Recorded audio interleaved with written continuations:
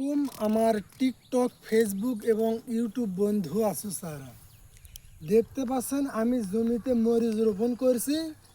মরিচের গাছগুলোর বয়স হচ্ছে 1 বছর। আজকে বয়স হওয়ার পর গাছগুলো মারা যাচ্ছে। আমি মরিচ বিক্রি করছি আমি এই জমি থেকে 12 লক্ষ টাকার, এবং আমার সর্বোচ্চ খরচ হয়েছে 1 লক্ষ টাকা।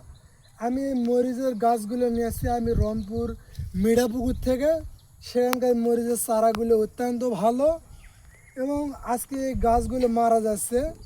আমি অনেক এগুলো বিক্রি করে আমি লাভবান হয়েছি। এখন আমরা জমিতে যে পলিথিন বিছাইছি এই পলিথিনগুলো আমরা আবার অন্য জমিতে আমরা পুনরায় বিছাতে পারবো, অন্য ফসল উৎপাদন করতে পারবো।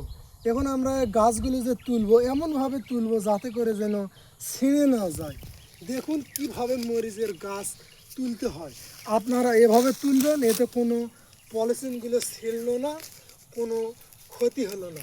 আমরা এভাবে মরিচের গাছ পলিথিন থেকে তুলতে পারি।